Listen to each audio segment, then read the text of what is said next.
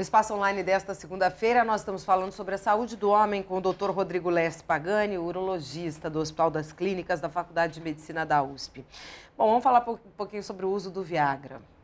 O que significa essa droga para a saúde do homem? E hoje parece que cada vez mais cedo os homens estão se utilizando aí desse recurso, não é isso, doutor Rodrigo?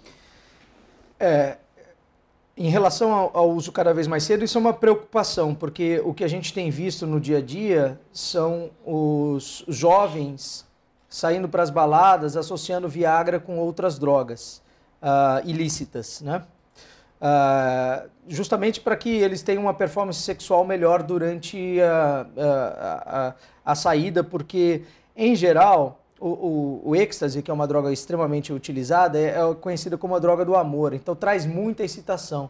E aí eles utilizam Viagra para poder manter uma relação mais duradoura e também para que eles possam ter um tempo de latência menor para que tenham uma nova relação logo em seguida. O problema da associação das duas medicações é o efeito sinergístico entre as duas medicações que podem atrapalhar o coração de uma forma drástica. Agora, o uso adequado por prescrição médica do Sildenafil, que é o Viagra, ou de qualquer outro similar, ou produtos para ereção, Tadalafil, que é o Cialis, Vardenafil, que é o Levitra, eles são absolutamente seguros. Existe apenas um grupo que não poderá usar nunca essas medicações, que são os pacientes que já tiveram um infarto agudo do miocárdio ou uma angina e tomam remédios derivados do nitrato.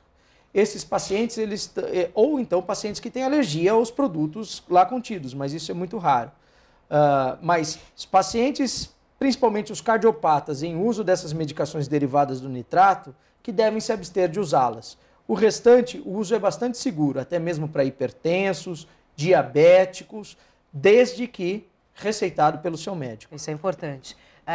E justamente ele mexe aí com a potência masculina. Muita gente confunde impotência com infertilidade, enfim. Ele não altera em nada a fertilidade ou infertilidade do homem? Não tem nenhuma alteração em relação à fertilidade. Ele é uma medicação que se utiliza para potência, para ereções. Queria falar um pouquinho sobre vasectomia também, doutor Rodrigo. A vasectomia, ela pode ser revertida ou não? Isso é muito importante, Patrícia, porque a gente volta naquele assunto inicial de que as mulheres que procuram os ginecologistas para tratamento. Então, muitas vezes se acha que a vasectomia não é reversível, e isso é errado. A vasectomia, ela é reversível, sim, e ela tem um longo prazo para poder ser revertida. Homens que fizeram reversão há 15 anos atrás, vasectomia há 15 anos atrás, ainda têm a possibilidade de fazer reversão de vasectomia.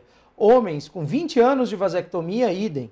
O tempo não é tão importante quanto os achados nossos no intraoperatório. Reversão de vasectomia é uma cirurgia tranquila, um pouco prolongada, porque é uma microcirurgia, mas é uma cirurgia passível de reversão.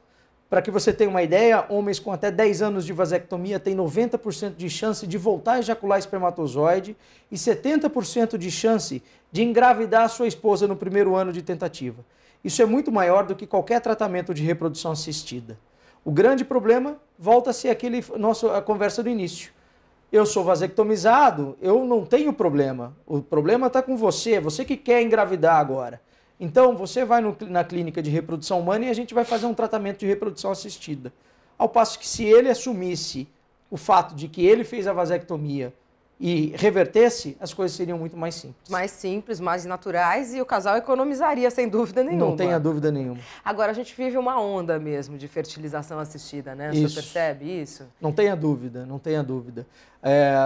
Existe um aumento bastante grande da procura, existe um aumento no número de clínicas que estão saindo todos os anos. Parte porque também parou-se o preconceito de ter filhos por reprodução assistida. Infertilidade também é preconceituosa. Antes, as pessoas meio que segregavam os casais que não tinham filhos, ou por opção ou por não conseguir. Mas E as pessoas escondiam, eu não consigo engravidar por esse ou aquele motivo, não contavam para ninguém. Então, hoje em dia, isso já não é mais visto como um tabu. Então, os casais assumem que estão tendo problemas para engravidar e estão procurando ajuda. Esse é o lado benéfico do tratamento de reprodução assistida. Nós temos ainda mais uma participação vinda das ruas de São Paulo, com o Dr. Rodrigo Lesse. Vamos ver. A idade avançada pode prejudicar a fertilidade masculina? A gente já meio que falou sobre o assunto, mas é bom repetir isso, né, doutor? Não, sim, é importante. É porque a gente sempre sabe histórias daquele avô ou daquele amigo que tem um conhecido com 70 anos, 80 anos, que engravidou a esposa. Acontece, sem dúvida nenhuma, com muito mais frequência do que na mulher. Como eu falei, a mulher, o relógio biológico, cessa aos 40, 42 anos. Para o homem, ele vai a mais do que isso. Mas a fertilidade declina com o passar do tempo.